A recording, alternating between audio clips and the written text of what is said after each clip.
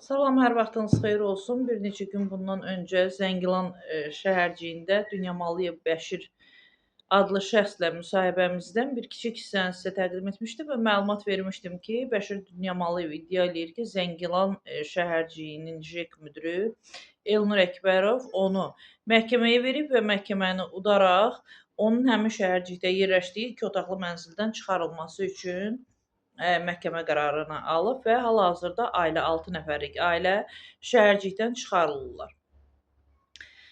Məsələ ilə bağlı mən indi sizə təqdim eləyəcəm Bəşir bəyin bizə etmiş olduğu müraciəti, video müraciəti və Azərbaycan Respublikasının Prezidenti İlham Əliyev cənablarına müraciəti. Baxaq. Mən Dünyamalıyev Bəşir Kazımoğlu, Zəngilan rayonunun Vənətli kəndinəm. 1993-cü ildə biz uşaq olaraq Sumqayıt şəhərində məskunlaşmışıq. Valideynlərim rəhmətə getdi. Elə 14-15 yaşında, yəni mən özüm işlədim. Ev 2021-ci ilin dekabrın 27-si səhərə yaxın saat 5-də evim yandı. Mən evimdən heç nə çıxada bilmədim.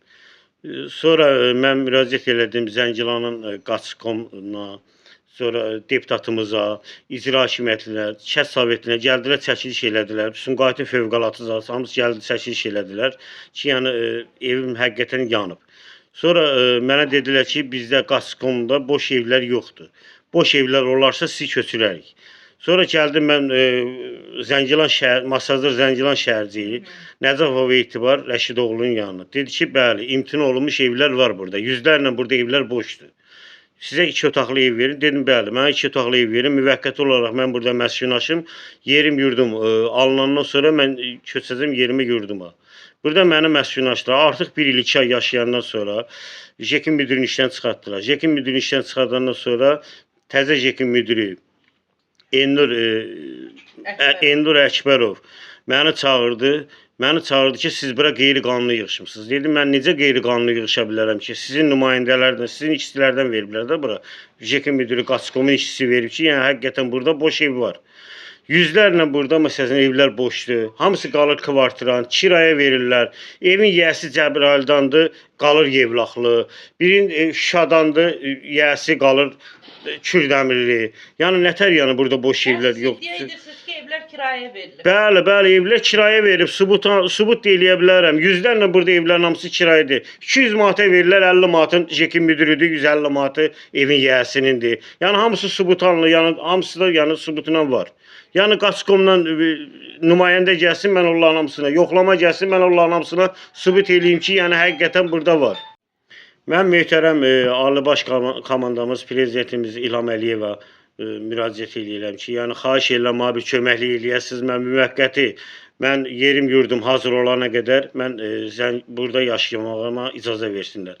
Evim, yerim, yurdum tikilib hazır olandan sonra, bəli, mən buradan evi könüllü olaraq mən təhvil verəcəm JEK-in müdirinə, mən çıxıb gedəcəm, orada yaşayacağam.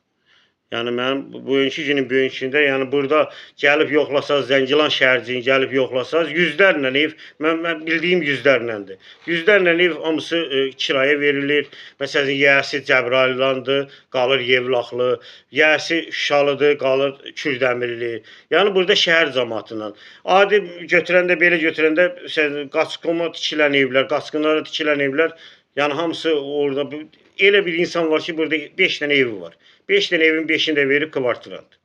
Qaçqın və məcburi köçkünlərin İş üzrə Dövlət Komitəsinin də bizə mətbuat xidmətinin sorğumuza açıqlaması var. Açıqlamada nə deyilir? Açıqlamada deyilir ki, Zəngilan rayonu Vənətli kənd sakini Dünyamalıyev Bəşir Kazımoğlu Abşeron rayonunun Masazır kənd ərazisində məcburi köçkünlər üçün salınmış yaşayış massivindəki mənzillərdən birini heç bir hüquqi əsas, yəni müvafiq icra hakimiyyəti orqanının qərarı və ya kirayə müqaviləsi olmadan özbaşına şəkildə zəbt edərək orada məskunlaşıb. Azərbaycan Respublikasının Mülki Məcəlləsinin mülkiyyət hüququnun müdafiəsi ilə bağlı tələblərinə uyğun olaraq yaşayış sahəsinin qanunsuz tutulması faktı ilə bağlı Dövlət Komitəsi tərəfindən məhkəməyə müraciət edilmişdir. İddia tələbi təmin edilərək vətəndaşın qanunsuz iddia etdiyi həmin mənzildən çıxarılması barədə müvafiq məhkəmə qətnaməsi qəbul olunmuş və qətnamə qanuni qüvvəsini almışdır.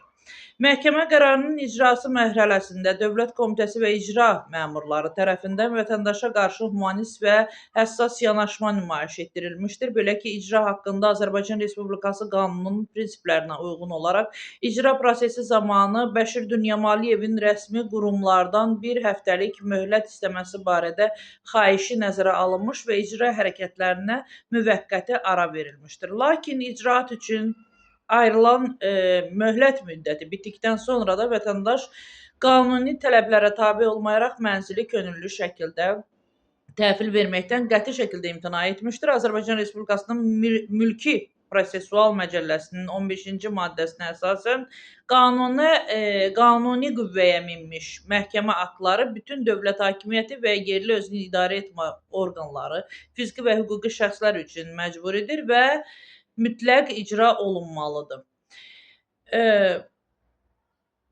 Amma bax, görmüş olduğunuz bu hissəyə qədər oxuduğum əziz dostlar, vətəndaş oradan çıxarılacaq.